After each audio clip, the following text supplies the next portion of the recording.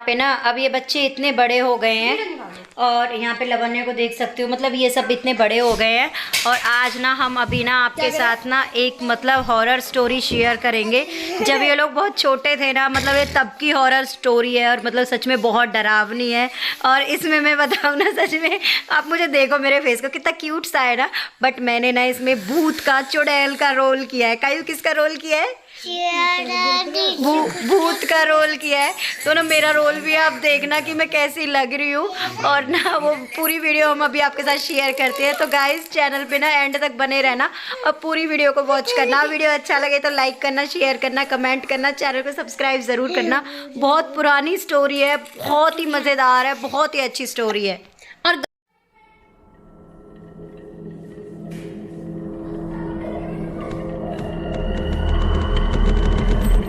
अरे बच्चों सो जाओ, तुम बहुत टाइम हो गया है, रात भी हो गई, सो जाओ सो जाओ। स्टोरी सुनी है? अरे बेटा इतनी रात को कौन सी स्टोरी सुनी है? मम्मा अपनी पापा आप सुनाओ भूत वाली। मजा आएगा। तुम अपने भाई को परेशान तो नहीं करोगे फिर? नहीं बिल्कुल नहीं करूँगा। तो कोई तो मम्मा के पास होना। मम्मा के स्ट्रॉन्ग बेटा कौन है? बस फिर चलो चलो स्टोरी चलो सुनाओ। जो मैं स्टोरी सुनाना चाह रहा हूँ ये एक सच्ची घटना पे आधारित है। ये जो स्टोरी है ये सच्ची घटना पे आधारित है बेटा। हाँ, रियल मतलब कहते हैं लोग कि भाई ये रियल थी, ऐसा हुआ था। देखा तो मैंने भी नहीं है, सुना है बेटा। मैं अपने कॉलेज टाइम पे मैंने सुनी थी। अच्छा हाँ, मेरे जो कॉलेज में मेरे साथ जो मेरे स्टार्टिंग के फ्रेंड्स थे ना, उन्होंने मुझे प्रॉमिस करना पड़ेगा कि कोई भी रात में जब लाइट्स बंद हो जाएंगी बेड से नीचे नहीं उतरेगा, अपनी खाट पे बेड पे जो सोएगा उसके नीचे नहीं देखेगा और नीचे नहीं उतरेगा। और रात में अगर उतरना पड़े, सुसु आए, तो करना क्या है, कोई भी लोहे की चीज अपने पास रखना और उसको साथ लेके जाना। मैं जब बचपन में छोटा था तो मैं मंदिर से घर आया करता था तो मैं कील रखता था एक छोटी अपने जेब और माचिस। कहते हैं आग से भी भूत डरते हैं। हाँ हाँ हाँ। जींद जिले में एक लड़की रहती थी, चित्रलेखा।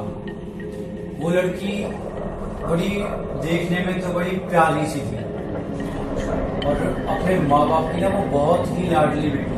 शरारती हो गई थी, शरारती हो गई थी तो उसमें गुस्सा बन गया।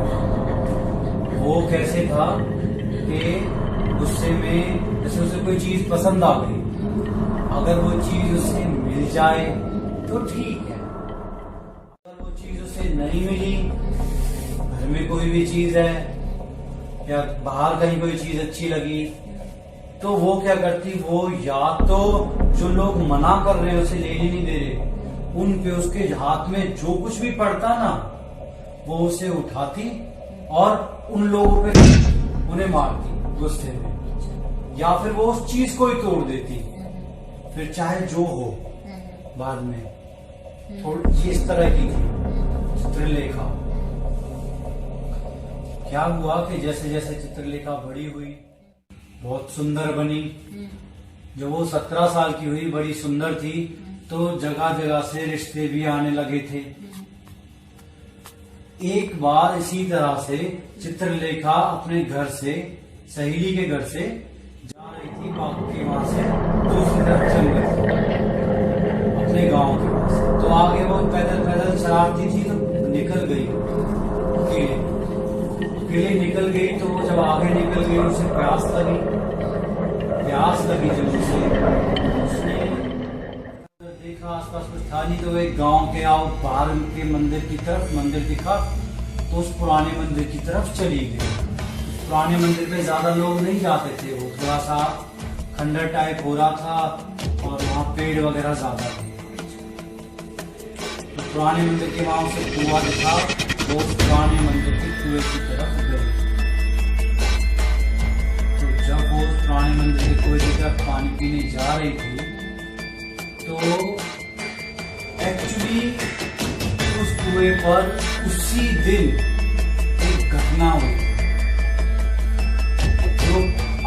आसपास के लोग थे, फसलों का कटने का समय चल रहा था, वो सब अपनी फसल काटने खेतों की तरफ चले जाते थे। पुराना मंदिर गांव के पीछे की तरफ था, दूसरी तरफ, और जो कुआं था वो सूख चुका था, तो ज्यादा लोग वहां जाते ही नहीं थे। तो इसी बात का फायदा उठाते इसी गांव के वहां, उसी जंगल में एक लुटेरे ने एक लड़की को लूटा था। उसकी कान की बाली वगैरह ये सब लूट ली थी, और ये सब लूट के पहले तो उसे लूटा। खाना दे उस लुटेरे के बारे में कि ये लुटेरा कौन है। तो उसने सीखना सिखाना शुरू करा, तो उसे मार के उसने क्या किया कि ऐसे तो मैं कहाँ इसे अपनाऊंगा, कुछ समझ नहीं आया। उसने उसके टुकड़े किए, टुकड़े करके उस कुएं में फेंक दिया, सूखे कुएं में।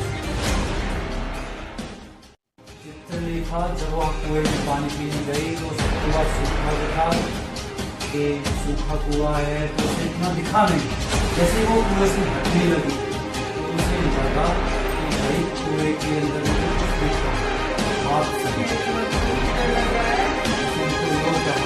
है जो भी है। अब ये तो पुरानी बहुत साल पहले की बात है कि 20 साल मुझे अच्छा लगा। लगा मुझे कुछ दिखा तो नीचे है। चित्रलेखा दोबारा देखने के लिए आके कुएं में ऐसे झुकी। जैसे ही वो झुकी तो उसे वो हाथ अलग है, मतलब पैर अलग हैं, लड़की अलग अलग, उसे अलग अलग टुकड़े दिखे। वो एकदम से घबरा गई चित्रलेखा से। वो एकदम से घबरा गई, और फिर अचानक से उसे ऐसे लगा जैसे पीछे से कोई साया सा निकला, जैसे कोई बंदा तेजी से ऊपर से निकला। तो उसने मुड़ के देखने की कोशिश की, तो ऐसे लगा जैसे उस साया ने उसे छुआ। चित्रलेखा एकदम से चिल्लाई, वो जो चिल्लाई है तुरंत उस किसी ने समझ नहीं आया कि इसने कैसे उसे एकदम से कुएं में यूं धक्का दिया, और वो उस कुएं में गिर गई। और गिरने से वो बेहोश हो गई। वो बेहोश हो गई। वो उसी कुएं में पड़ी रही, और वो पड़ी होकर फिर उसे रात को होश आया। जब उसे होश आया तो उसने देखा कि कोई नहीं है, रात हो गई है। और फिर जैसे ही वो पीछे की तरफ हटने लगी तो उस लड़की का कटा हुआ पेट पे उसका हाथ गया, और उसका एकदम से वो चिल्लाई, फिर वो रोई। चित्रलेखा बहुत रोई और चिल्लाई, पर रात हो गई थी, गांव दूर था, और लोग खेतों की फसलों पे रात में चले जाते हैं। चित्रलेखा बहुत रोई, चिल्लाई, किसी ने नहीं सुना, और रोती चिल्लाती वो वहीं पे गैर सुत होके रात को उसी में वहीं पड़ी पड़ी भूखी सो गई। कोने में गुट होके, एक जगह थोड़ा सा झाड़ था, जब सूखा कुआं था ना, उसमें वो वहीं सो गई। पूरा दिन अगले दिन उसी कटी हुई लाश के साथ चित्रलेखा उसी कुएं में पड़ी रही। वो उसका गला बैठ गया, वो चिल्लाती मम्मी मम्मी पापा कोई आओ। उसकी आवाज उसी कुएं की दीवारों से टकरा के वहीं रह जाती, और वो बाहर नहीं जा पा रही थी, कोई सुन नहीं पा रहा था उसकी आवाज को। लोग दूर थे, वो भूखी प्यासी तड़पती रही उसी कुएं में। 2 दिन बाद चित्रलेखा थोड़ा दिमाग से पागल सी हो गई, भूख प्यास सताने लगी, उसे कुछ समझ नहीं आया। वो एक जिद्दी अड़ियल लड़की थी, उसे कुछ समझ नहीं आया, पता नहीं क्या हुआ। वो गिरते गिरते उसी लड़की के उसी सीने की तरफ वहां गिर गई। 2 दिन बाद उसके घर वाले उसे ढूंढते हुए आए। उन्हें वो धीरे धीरे उस पुराने मंदिर की तरफ गए, पीछे उन्हें उन पेड़ों के वहां वो कुएं तक गए। उस कुएं में उन्हें चित्रलेखा पड़ी गई। उन्होंने वो लाश वो भी मिली साथ। उन्होंने वो गए, वो उन्होंने देखा चित्रलेखा बेसुध हो चुकी थी। चित्रलेखा ऐसे लग रहा था जैसे पता नहीं कैसे हो गई, अजीब सी हो गई। उन्होंने चित्रलेखा को उसमें से निकाला, उसकी देखभाल करी, उसको घर ले गए, नहलाया धुलाया। वो बीमार भी हो गई थी। फिर अचानक से क्या हुआ कि चित्रलेखा बीमार तो थी, कई दिन बीत गए थे। फिर चित्रलेखा बीमार होने के बावजूद घर में से चोरी छुपे जाने लगी, छिपके कहीं। और वो जाती और जब वो वापस आती तो उसके हाथ खून वून में वो रखे होते थे। और गाँव में कहीं ना कहीं किसी न किसी जानवर की मौत होने लगी थी। गाँव में भी मौत होने लगी थी और आसपास के गाँव में भी मौतें होने लगी थी। उसकी भाभी को कुछ समय बाद शक हुआ कि चित्रलेखा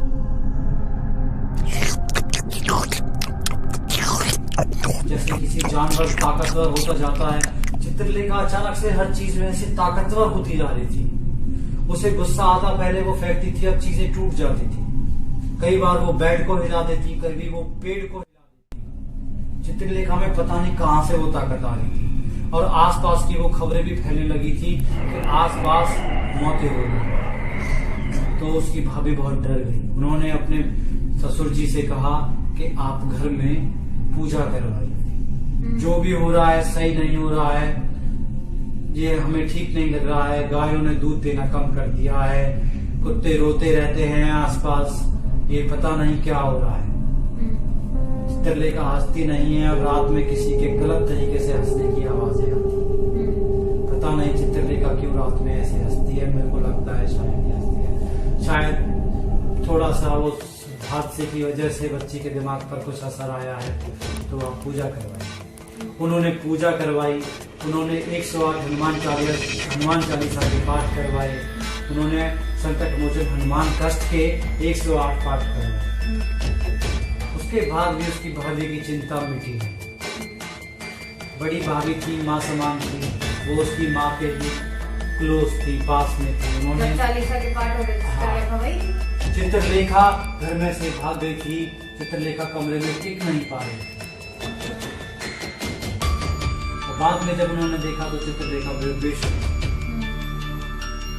पाठ खत्म हुए, चित्रलेखा अपने कमरे में चली गई थी। वो बीमार थी, उसे लाई नहीं थे कथा में, वो कमरे में थी, वो बेशुद्ध पड़ गई।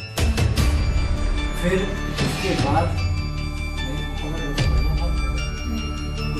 क्या हुआ कि उन्होंने फैसला किया कि बड़ी हो गई है, रिश्ते आते हैं, बाद में बच्ची के दिमाग की ये खबरें ऐसे फैले, कोई कहे कि इसके दिमाग पे कोई अफवाह चले, हमें सही करना चाहिए कि इसके हाथ पीले कर देने चाहिए, इसकी शादी कर देनी चाहिए। उन्होंने फैसला किया, उसकी भाभी के समझाने पर उन्होंने फैसला किया शादी तो करनी है, लेकिन भाभी ने चाहा कि दूर शादी जो यहाँ पर आसपास का कुछ भी किसी को पता ना चले कि क्या हुआ, कोई कुछ लगाए। उन्होंने दूर जयपुर में उसकी शादी एक अच्छे घराने में उसकी शादी कर दी चित्रलेखा की। चित्रलेखा वहां चली गई और सब ठीक था। पर हुआ क्या कि वहां चित्रलेखा के जाने कुछ महीने था घर में एक के बाद कोई ना कोई बीमार रहने लगा।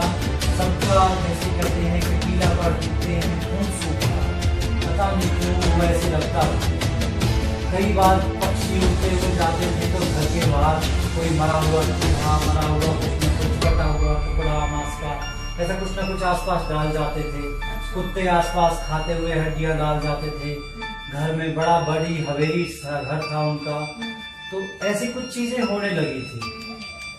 चलो कोई नहीं, फिर चल रहा था, वो भी पूजा पाठ करते थे। चित्रलेखा भी बीमार कई बार रहती थी घर में। फिर हुआ क्या कि ये ऐसे होने लगा कि रसोई में काम करते करते कभी किसी का हाथ कट गया, कभी कोई बाहर कहीं काम करने गया था, कुछ चोट लगी, एक्सीडेंट हुआ, कहीं पैर आ गया, हाथ आ गया, किसी न किसी बहाने से घर के सभी सदस्य का खून जरूर बहता था। हर 10-15 दिन में किसी का खून बहता था, जैसे कोई खून की मांग करता हो, जैसे कोई खून चाहता। फिर आया वही महीना जिस महीने में चित्रलेखा वो दिन वो सप्ते अगले साल दोबारा। वो जब दोबारा आए तो हुआ क्या, घर में हादसे हुए। अचानक से कोई बिल्ली आती शीशे से टकरा, हादसे होने के साथ में कट के किसी तरह कभी कोई गिर के इस तरह से उनकी जान वो मौत हुई। उस हवेली में जहाँ चित्रलेखा रहती थी वहां तो दिन में भी होते थे।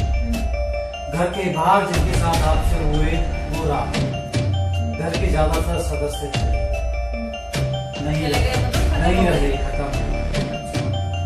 फिर एक दिन चित्रलेखा भी, जब घर में कोई नहीं था, नौकर बाहर थे, बाहर आंगन में काम कर रहे थे, तो नौकरों को चीखने की आवाज आई। चित्रलेखा का दरवाजा बंद था, खिड़कियां बंद थी, कोई जा नहीं पा रहा था। जब तक नौकर पीछे के दरवाजे से गए तो वहां पर जाने की तरफ जो रास्ता था वहां गमले टूट गए, जैसे कोई उन्हें उठा के फेंक रहा था।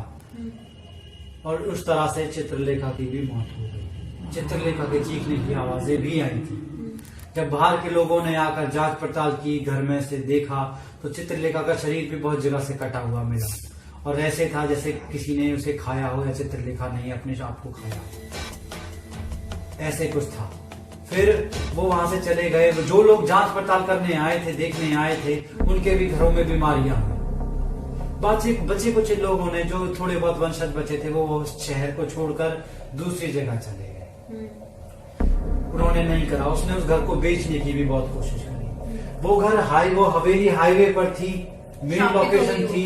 वो कहने लगे कि शापित है, पर वो मेन लोकेशन पर थी तो उसके दाम बहुत अच्छे थे, बहुत मेन लोकेशन की जगह थी, सस्ते में मिल रही थी, तो बहुत लोगों ने लेने की कोशिश करी। जिसने ली, महीने भर के अंदर उन सबके घर में मौत हो गई। 3-4 लोगों कैसे हुआ, सब ने उस हवेली को उसी मालिक को लौटा दिया, किसी ने उस हवेली को नहीं लौटा। अभी भी ऐसा सरकार ने, हाँ वो हवेली अभी भी है भाई। और सरकार ने जब पता चला तो सरकार ने उस हवेली को लेने का चाहा कि वहां कोई रिजॉर्ट बना देंगे, होटल बना देंगे। जिस मैनेजर ने उसका इंस्पेक्शन का उसका देख कर सोचा था, वो मैनेजर अंदर गया कि काम कैसे चलेगा। वो अंदर गया, वो बाहर से। हाँ, आज भी लोग कहते हैं, आज भी कि वहां से जब रात को बच्चे वहां से प्रीफर नहीं करते कि वो रात को वहां से निकले।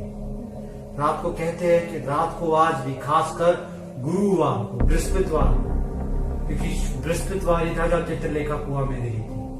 आज भी रात को, कभी कभी वैसे रात को या गुरुवार को खासकर, वहां से किसी के लोगों के जैसे रोने की आवाज आती है, जैसे कोई उन्हें मार रहा हो, काट रहा हो।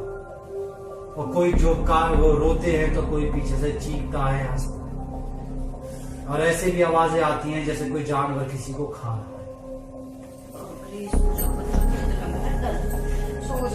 बच्चों आराम से सोना। ये थी चित्रलेखा की कहानी, उस हवेली की कहानी जो कि बहुत बड़ी थी, लेकिन आज तक वो बची। यारी बिल्ली होगी, पता नहीं, सुनाई तो मुझे भी दे रही है।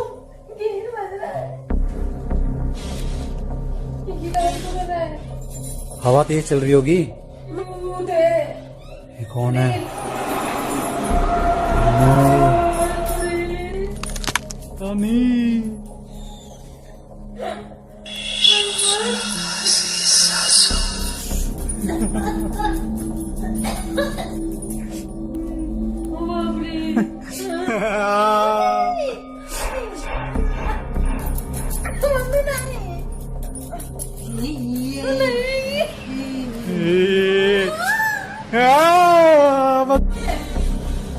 कौन है बेटा गेट पे?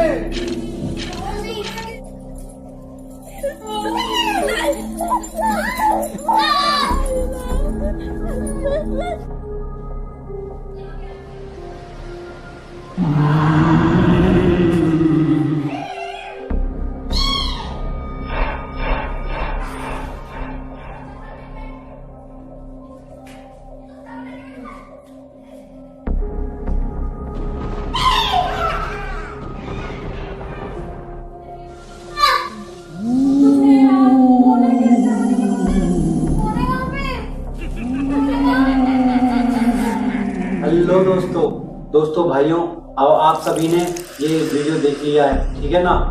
अब देखो, मेरी आपसे विनती है कि आप बहुत ज्यादा मत डरना, और कभी भी कोई भी अगर आप में से रात को वॉशरूम वगैरह जाए, बच्चे हैं, कोई भी सो रहा है, बेड के नीचे ना देखें, दरवाजे के पीछे ना देखें, कहीं आपको सेम तरह की इमेजेस देखें, या अगर आप हो सकता है कई लोग बहुत ज्यादा विश्वास करते हैं इस तरह की चीजों में, तो ये हमारी तरफ से एक वार्निंग, एक सेफ्टी वार्निंग है कि आप लोग इस तरह की चीजों के बारे में ना सोचें। और आप लोगों को अगर दिल में थोड़ा सेफ्टी और ज्यादा स्ट्रांगनेस चाहिए तो कोई भी मेटल की छोटी सी चीज अपने साथ, कोई चाबी या कुछ लेके चले। और अगर अच्छी अच्छी ऐसी और कहानियां आप लोगों को सुननी है तो उसके लिए हमारे चैनल को लाइक करें, शेयर करें और इधर हमारे चैनल को सब्सक्राइब करें। इधर क्लिक करके सब्सक्राइब हो जाएगा यहाँ से।